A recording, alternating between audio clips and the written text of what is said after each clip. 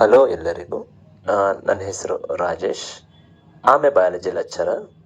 So ಇವತ್ತಿನ ದಿನ gymnosperms ಅನ್ನೋ ಟಾಪಿಕ್ ಬಗ್ಗೆ ಎಕ್ಸ್ಪ್ಲೈನ್ ಮಾಡ್ತಾ ಇದ್ದೀನಿ. ಅದು ನಿಮ್ಮ ಫಸ್ಟ್ ಇಯರ್ ಸಿಲೆಬಸ್ನ ಒಂದು ಟಾಪಿಕ್ ಆಗಿರುತ್ತೆ. ಅದರಲ್ಲಿ ಥರ್ಡ್ ಚಾಪ್ಟರ್ ಪ್ಲಾಂಟ್ ಕಿಂಗ್ಡಮ್ ಅನ್ನೋ ಚಾಪ್ಟರ್ನ ಒಂದು important topic. Board and CET level ಎರಡರಲ್ಲೂ ಕೂಡ ಇಂಪಾರ್ಟೆಂಟ್ ಆಗಿರುವಂತಹ ಟಾಪಿಕ್ ಇದು. ಈಗ ಆ ಜಿಮ್ನೋಸ್ಪಮ್ಸ್ ಬಗ್ಗೆ ಒಂದೊಂದೇ ವಿಷಯನ ತಿಳ್ಕೊಳ್ತಾ ಹೋಗೋಣ. ಈಗ ಮೊದಲನೇದಾಗಿ ಜಿಮ್ನೋಸ್ಪಮ್ಸ್ ಅಂತಂದರೆ ನಮಗೆ ಫಸ್ಟ್ ಬರೋದು ಯಾವುದು ಅಂದರೆ, is it seed producing plants or non seed producing plants? ಏಕೆಂದರೆ ಇನ್ ದಟ್ ಪ್ಲಾಂಟ್ ಕಿಂಗ್ಡಮ್ ಪ್ಲಾಂಟ್ಲಿ it includes all types of plants. ಹೌದಲ್ಲ? ಎಸ್, ಹೌದು. ಎಲ್ಲ ವಿಧವಾದ ಪ್ಲಾಂಟ್ಗಳನ್ನ ಒಳಗೊಂಡಿರುತ್ತೆ. ಯಾವುದು? ಕಿಂಗ್ಡಮ್ ಪ್ಲಾಂಟೇ. ಅದರಲ್ಲಿ ಎರಡು ಗ್ರೂಪ್ ಆಫ್ ಆಗಿ ಕ್ಲಾಸಿಫೈ ಮಾಡಿದ್ದಾರೆ, ಅಂದರೆ ಎರಡು ಗುಂಪುಗಳಾಗಿ ವಿಂಗಡಣೆ ಮಾಡಿದ್ದಾರೆ. ಮೊದಲನೆಯದು ಕ್ರಿಪ್ಟೋಗ್ಯಾಮ್ಸ್ ಅಂತ ಹೇಳ್ತೀವಿ, ಎರಡನೆಯದು ಫೆನರೋಗ್ಯಾಮ್ಸ್ ಅಂತ ಹೇಳ್ತೀವಿ. ನೋಡಿ, ಈ ಕ್ರಿಪ್ಟೋಗ್ಯಾಮ್ಸ್ ಗ್ರೂಪಲ್ಲಿ ಬರುವಂತಹ ಪ್ಲಾಂಟ್ಗಳೆಲ್ಲವೂ ಕೂಡ ಥಾಲಾಯ್ಡ್ ಪ್ಲಾಂಟ್ ಬಾಡಿನೇ ಆಗಿರುತ್ತೆ. ಅದರಲ್ಲಿ ಆಲ್ಗೆ, ಬ್ರಯೋಫೈಟ್ಸ್, ಇನ್ನೊಂದು ಸ್ಪೋರೋಫೈಟಿಕ್ ಪ್ಲಾಂಟ್ ಬಾಡಿ, ಅದು ಒಂದು ಟೆರಡೋಫೈಟ್ಸ್ ಆಗಿರುತ್ತೆ. ಈ ಮೂರು ಗ್ರೂಪ್ ಆಫ್ ಪ್ಲಾಂಟ್ಸ್ ಅಂತ ಹೇಳ್ತೀವಿ. ಈ ಮೂರು group of plants comes under cryptogams. ಇನ್ನೊಂದು ಗ್ರೂಪ್ ಅದೇ ಫೆನರೋಗ್ಯಾಮ್ಸ್. ಈ ಫೆನರೋಗ್ಯಾಮ್ಸ್ ಗ್ರೂಪಲ್ಲಿ ಬರುವಂತಹ ಪ್ಲಾಂಟ್ಸ್ಗಳು ಸ್ಪೋರೋಫೈಟಿಕ್ ಪ್ಲಾಂಟೇ ಆಗಿರುತ್ತೆ.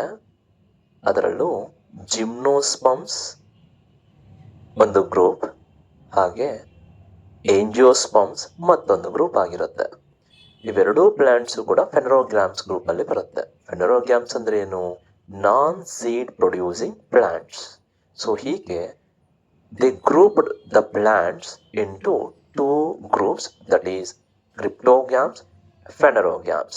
ಈಗ ಒಂದು ವಿಷಯ ಏನು ಗೊತ್ತಾಗ್ತಿದೆ ಅಂದರೆ, ಜಿಮ್ನೋಸ್ಪಮ್ಸ್ ಬಂದು ನಾವು ಮೊದಲನೇದಾಗಿ ಏನು ಹೇಳ್ಬೋದು?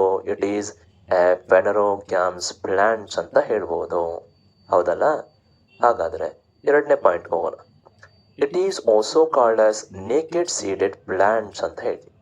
Y it is called as naked seeded plants? Naked in the sense what?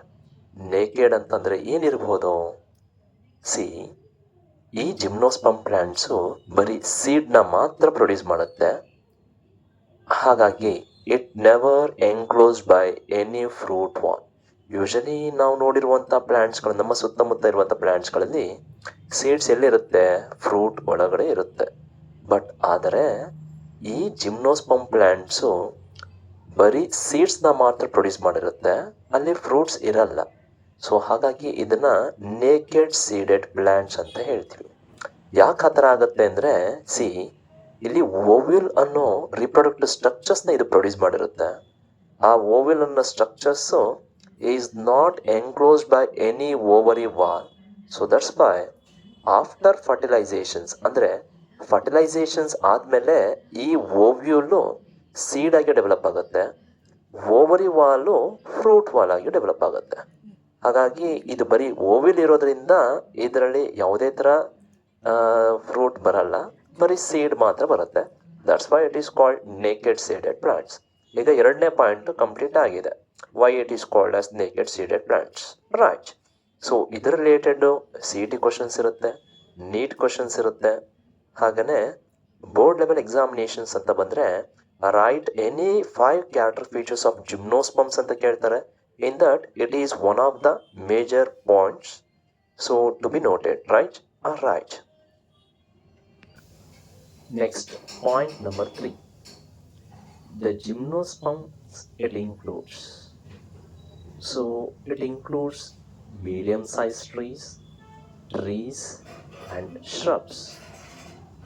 Usually, it includes in the sense the plants. The habit of the plants. Here we are discussing the habit of the plants. ಇಲ್ಲಿ ನಾವು ಏನು ತಿಳ್ಕೊಳ್ತಿದ್ದೀವಿ ಅಂದರೆ, ಪ್ಲಾಂಟ್ದು habit ಏನಿದೆ, habit ಅಂದರೆ ಏನು? First of all,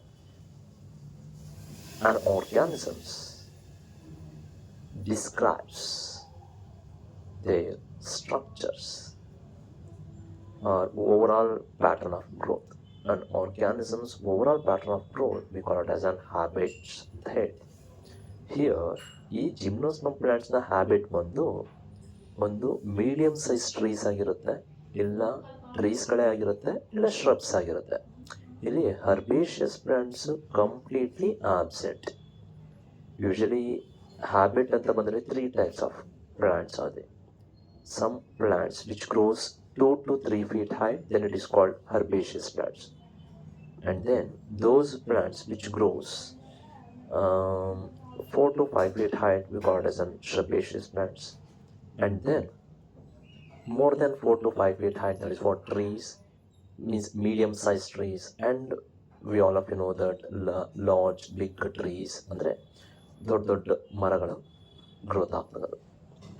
ಇದರಲ್ಲಿ the tallest trees, ಜಿಮ್ನೋಸ್ಪರ್ಮ್ಸಲ್ಲಿ ನಾವು tallest ಟ್ರೀಸ್ಗಳನ್ನ ನೋಡ್ತೀವಿ. ಅದರ ಹೆಸರು ಬಂದು sequoia. It is the scientific name of the gymnospermic plants. ಇದನ್ನು it is also called as red giant wood trees ಅಂತ ಹೇಳಿ, because usually it is huge in their size. ಅದಕ್ಕೆ giant ಅಂತ ವರ್ಡ್ನ ಯೂಸ್ ಮಾಡ್ತಾ ಇದ್ದೀವಿ. ಹಾಗೆಯೇ it produces wood and that wood is red in the colour. ಅದು ಕೆಂಪು ಬಣ್ಣ ಇರೋದ್ರಿಂದ ಅದನ್ನು ಜಾಯಿಂಟ್ ರೆಡ್ ವುಡ್ ಟ್ರೀಸ್ ಅಂತ ಹೇಳ್ತೀವಿ. Giant red wood trees, that is ಸಿಕುವಾ.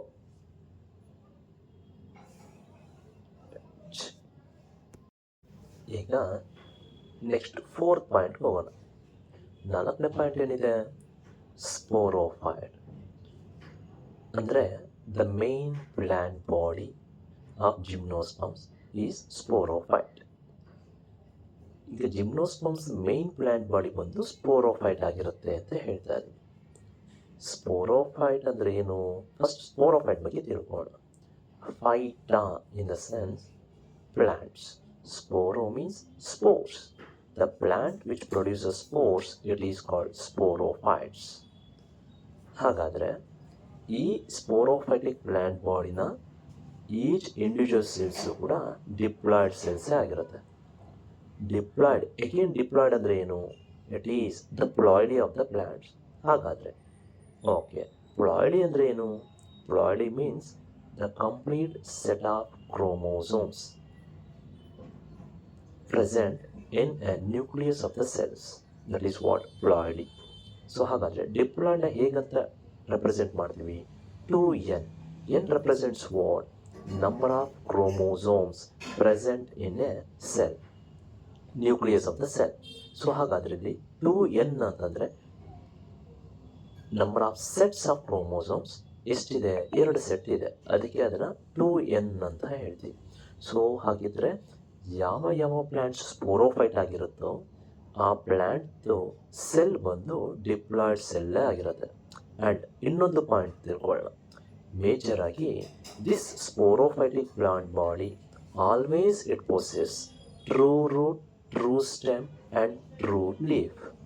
ಅಂದರೆ it usually the thalloid plant body, for example take algae, bryophytes, pteridophytes, ಈ ಗ್ರೂಪಲ್ಲಿ ಬರುವಂಥ ಪ್ಲಾಂಟ್ಸ್ಗಳು ಪ್ಲಾಂಟ್ ಬಾಡಿ ಬಂದು ಗೆಮೋಟೋಫೈಟ್ ಆಗಿರುತ್ತೆ. ಯಾಕೆಂದರೆ ಅದು ಥ್ಯಾಲಸ್ ಲೈಕ್ ಸ್ಟ್ರಕ್ಚರ್ಸ್ ಇದೆ.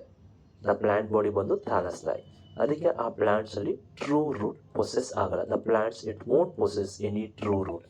It possess root like structures but it is not a root. Stem like structures, it's not a true stem. Leaf like structures is not a true leaf. But gymnosperms ಎಲ್ಲ ಆಗಲ್ಲ. It possess true root, means it is a root only, not root like structures. Stem only, not a stem like structures. Again, leaf only it produces. It is not a leaf like structures. So ಹಾಗಾಗಿ true root, true stem, true leaf it possess ಯಾವುದು? The sporophytic plant body. ಹಾಗೆಯೇ ಈ root stem ಲೀಫ್ನ vegetative organ of the plant body ಅಂತ ಹೇಳ್ತೀವಿ. Right. ಈ vegetative organ of the plant body made by vascular ಟಿಶ್ಯೂಸ್ನ ಒಳಗೊಂಡಿರುತ್ತೆ. ಅದಕ್ಕೆ ಆ ವ್ಯಾಸ್ಕುಲಾರ್ ಟಿಶ್ಯೂಸ್ ಯಾವುದು? ಅದು ಬಂದು xylem and phloem ಆಗಿರುತ್ತೆ. So due to presence of vascular tissues, that's why these gymnospermic plants are called as vascular plants. ಯಾವ plants sporophytes ಆಗಿರುತ್ತೋ, majority of the sporophytic plants all are vascular plants only. ಹಾಗಾದರೆ why it is called as vascular plants? Because the plants it possess vascular tissues, that's why it is called as vascular plants. ಹಾಗಾದರೆ vascular tissues ಅಂದರೆ ಯಾವುದು?